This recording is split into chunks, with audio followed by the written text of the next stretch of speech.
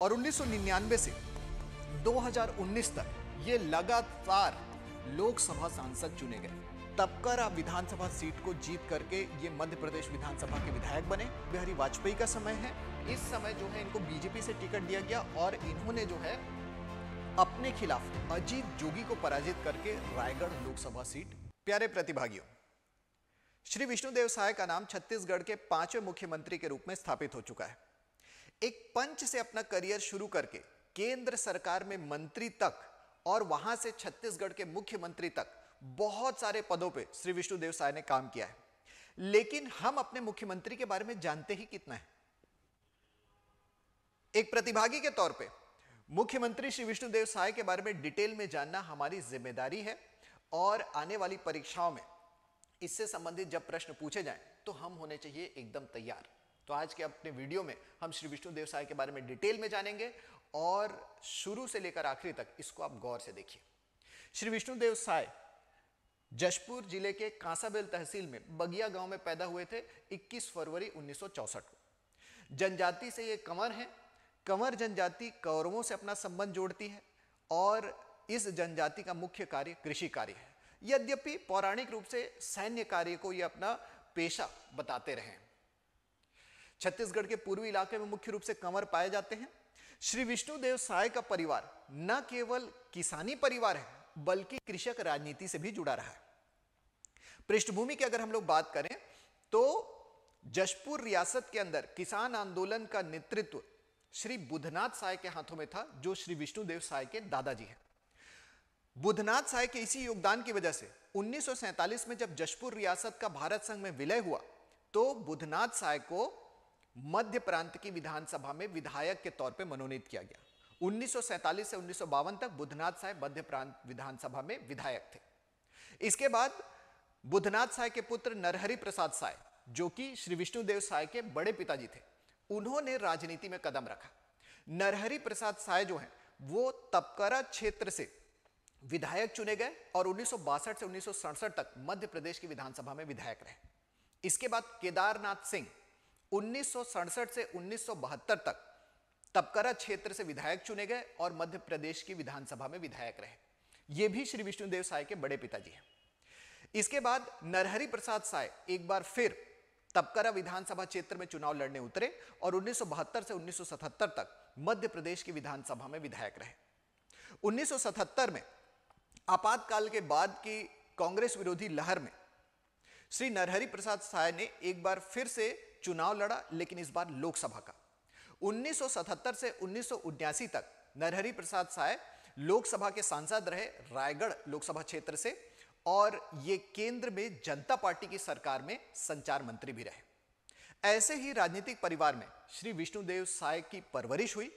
इन्होंने Loyola higher secondary school से अपनी शिक्षा पूरी की और उसके बाद सीधे राजनीति में उतर गए। इनके पॉलिटिकल करियर को अगर हम लोग देखें तो शुरुआत हुई 1989 से 1989 से 1989 में इन्होंने अपने गांव में पंच का चुनाव लड़ा। एकदम ग्रास रूट लेवल से शुरू कर रहे हैं और ये पंच का चुनाव जीत गए। पंच का चुनाव जीतने के बाद इनके काम और इनके व्यक्तित्व से लोग इतने प्रभावित हुए कि 1990 में इनको जो है सरपंच पद के लिए निर्विरोध निर्वाचित कर लिया गया। निर्विरोध, तो लोकल गवर्नमेंट से, स्थानीय सरकार से इन्होंने अपने करियर की शुरुआत की है। लेकिन इसी साल 1990 में इनको राज्य स्तर पे बुलावा आ गया। ये जो है विधानसभा का चुनाव लड़ने पहुंच गए और 1990 में इन्होंने मध्य प्रदेश विधानसभा में कदम रखा। तपकरा विधानसभा सीट को जीत करके ये मध्य प्रदेश विधानसभा के विधायक बने और लगातार 2 बार तपकरा सीट से ये मध्य प्रदेश विधानसभा के विधायक रहे। तो 1990 से 1998 तक ये जो है विधायक रहे हैं, एमएलए, और ये विधायक रहे हैं तपकरा विधानसभा सीट से, जो कि जशपुर जिले में आता है। आज की डेट में तपकरा को नागलोक भी कहा जाता है। ठीक है, आज के समय में इसी के नजदीक कुनकुरी सीट है। तो डिलिमिटेशन से पहले तपकरा सीट से ये विधायक रहे। 1990 से 1998 तक 2 टर्म, 2 कार्यकाल इन्होंने विधायक के रूप में पूरे किए हैं। अब देखिए, इसी बीच में इनको जो है राष्ट्रीय स्तर पे चुनाव लड़ने का मौका मिला, यानी राज्य से ऊपर केंद्र का इनको बुलावा आ गया। 1999 में इन्होंने पहली बार लोकसभा का चुनाव लड़ा। 1999 का समय अटल बिहारी वाजपेयी का समय है। इस समय जो है इनको बीजेपी से टिकट दिया गया और इन्होंने जो है अपने खिलाफ अजीत जोगी को पराजित करके रायगढ़ लोकसभा सीट जीत ली। और 1999 से 2019 तक ये लगातार लोकसभा सांसद चुने गए और लोकसभा सांसद जो है ये 4 कार्यकाल तक रहे। 4 कार्यकाल तक ये लोकसभा सांसद रहे और लोकसभा सांसद के तौर पे इनकी सीट थी रायगढ़। तो रायगढ़ लोकसभा सीट से 1999 में अजीत जोगी को पराजित करके ये लोकसभा सांसद बने। वही अजीत जोगी जो सन 2000 में छत्तीसगढ़ के मुख्यमंत्री बने थे और रायगढ़ को इन्होंने 4 कार्यकाल तक रिटेन करके रखा। 13वीं लोकसभा 1999 से 2004, 14वीं लोकसभा 2004 से 2009, 15वीं लोकसभा 2009 से 2014 और 16वीं लोकसभा 2014 से 2019।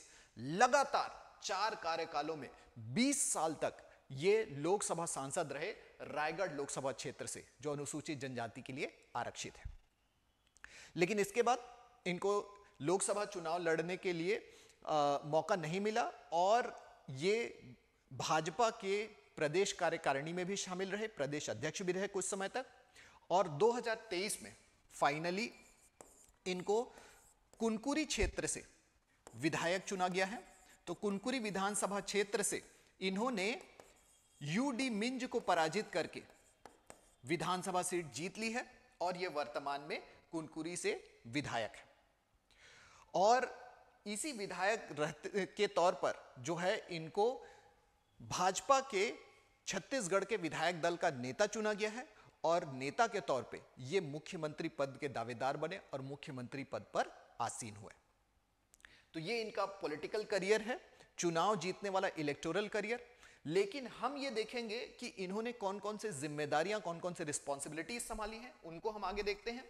तो देखिए, मध्य प्रदेश विधानसभा में विधायक के तौर पर ये लगातार पक्ष और विपक्ष में बहुत सक्रिय सदस्य रहे, लेकिन इनको असली भूमिका निभाने को मिली जब ये केंद्र में लोकसभा सांसद के रूप में स्थापित हुए। तो 13वीं लोकसभा में 13th लोकसभा 1999 से 2004 के बीच ये संसदीय समितियों के सदस्य रहे हैं।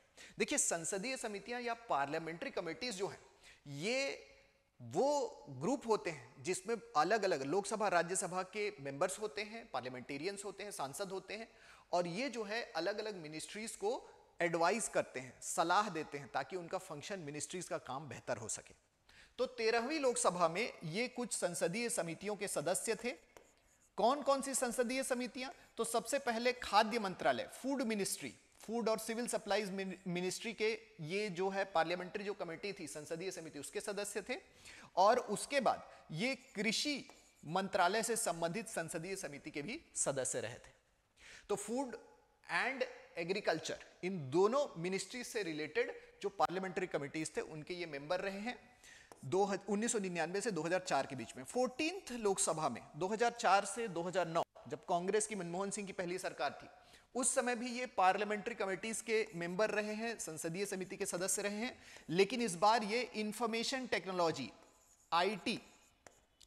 आईटी मिनिस्ट्री के पार्लियामेंट्री कमेटी के मेंबर रहे हैं और उसके अलावा वाटर रिसोर्सेस, जल संसाधन या वाटर रिसोर्सेज मिनिस्ट्री के पार्लियामेंट्री कमेटी के मेंबर रहे हैं, जल संसाधन मंत्रालय के संसदीय समिति के सदस्य रहे हैं। 15वीं लोकसभा में मनमोहन सिंह के दूसरे कार्यकाल में, कांग्रेस का ही समय है, 2009 से 2014 के बीच में ये वाणिज्य मंत्रालय के संसदीय समिति के सदस्य रहे हैं, मिनिस्ट्री ऑफ कॉमर्स, बिजनेस से संबंधित मंत्रालय। लेकिन 2014 में नरेंद्र मोदी की सरकार आ गई। 16th लोकसभा के समय नरेंद्र मोदी की सरकार थी। 2014 से 2019 तक श्री विष्णुदेव साय को केंद्र सरकार में मंत्री का पद दिया गया। अब ये बन गए मिनिस्टर ऑफ स्टेट, राज्य मंत्री। और ये राज्य मंत्री रहे इस्पात मंत्रालय के, स्टील मिनिस्ट्री के ये जो है स्टेट मिनिस्टर रहे हैं 2014 से 2019 तक, लगातार 5 साल। छत्तीसगढ़ लौह अयस्क से परिपूर्ण राज्य है और यहां पर भिलाई स्टील प्लांट है जो भारत का सबसे बड़ा इंटीग्रेटेड स्टील प्लांट है। और जाहिर सी बात है कि इस राज्य के प्रतिनिधि को यहां पर इस्पात मंत्रालय में राज्य मंत्री बनने का मौका मिला। यद्यपि राज्य मंत्री जो है केंद्र सरकार में कैबिनेट मंत्री के पद से थोड़ा सा जूनियर होता है, कनिष्ठ होता है, लेकिन फिर भी लगातार 5 साल तक किसी मंत्रालय में मंत्री बने रहना अपने आप में गौरव की बात है। लेकिन इनको राज्य मंत्री का पद एक और विभाग में मिला, खान मंत्रालय, मिनिस्ट्री ऑफ माइंस में इनको मिनिस्टर ऑफ स्टेट बनाया गया। यह पद इनको 2014 से 2016 तक के बीच में ही दिया गया। तो ये एक और एडिशनल जिम्मेदारी थी जो इनको दी गई थी। तो दो मिनिस्ट्रीज इन्होंने संभाली। इसके अलावा ये श्री विष्णुदेव साय जो हैं, ये छत्तीसगढ़ भाजपा के प्रदेश अध्यक्ष भी रहे।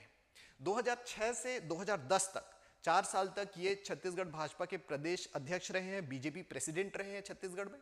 2014 में इनको 8 महीने के लिए, जनवरी से अगस्त के लिए एक बार फिर से बीजेपी प्रेसिडेंट प्रदेश अध्यक्ष भाजपा बनाया गया था। और तीसरी बार 2020 से 2022 तक श्री विष्णुदेव साय को भाजपा का प्रदेश अध्यक्ष, बीजेपी प्रेसिडेंट बनाया गया था। तो भाजपा अध्यक्ष के तौर पे, भाजपा के प्रदेश अध्यक्ष के तौर पे इन्होंने 3 कार्यकाल पूरे किए, यानी कि 3 बार ये प्रदेश अध्यक्ष रह चुके हैं। 2020 से 2022 तक जब विष्णुदेव साय को भाजपा अध्यक्ष बनाया गया था, उसके ठीक बाद अरुण साव को 2022 में भाजपा अध्यक्ष नियुक्त किया गया है। और अरुण साव ने भी इस 2023 के विधानसभा का चुनाव लड़ा है और लोरमी विधानसभा क्षेत्र से निर्वाचित हुए। तो एक तरह से हम देख सकते हैं कि भारतीय जनता पार्टी में नेतृत्व से जुड़े हुए जितने भी नेता हैं वो चुनाव में उतर रहे हैं और जनता का समर्थन हासिल कर रहे हैं। यहां पर श्री विष्णुदेव साय ने कुनकुरी से यूडी मिंज को हरा करके विधानसभा चुनाव जीता और ये मुख्यमंत्री पद के लिए नियुक्त किए गए हैं।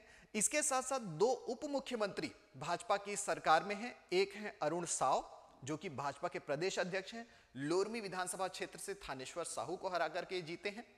और दूसरे उप मुख्यमंत्री हैं विजय शर्मा जो कि कवर्धा से मोहम्मद अकबर को हरा करके चुनाव जीते हैं। इस तरह से भारतीय जनता पार्टी की ये जो सरकार है, इसमें बहुत नए और मजबूत चेहरों को मौका दिया गया है। यद्यपि श्री विष्णुदेव साय केंद्र की राजनीति में बिल्कुल नए नहीं है, 20 साल से सांसद रहे और एक आदिवासी चेहरे के रूप में छत्तीसगढ़ के मुख्यमंत्री की भूमिका इनको सौंपी गई है, जिससे आदिवासी राज कर ही ये वाली सोच उभर करके सामने आते हुए दिखाई देती है। लेकिन इसके साथ साथ विष्णुदेव साय को मुख्यमंत्री बनाना एक बहुत ही अनुभवी नेता के अनुभव का सम्मान करना भी है और ये उन बिरले नेताओं में से एक हैं जिनकी राजनीति में मित्रता अधिक है, दोस्तियां अधिक है और दुश्मनी बहुत ही कम है। इसीलिए जब इनको मुख्यमंत्री पद के लिए प्रस्तावित किया गया तो अजात शत्रु की तरह ज्यादातर लोगों ने इनको जो है बहुत ज्यादा समर्थन से परिपोषित किया और इनको मुख्यमंत्री पद में देखना हम सब के लिए गर्व की बात रही। इसी के साथ विदा चाहूंगा दोस्तों, धन्यवाद।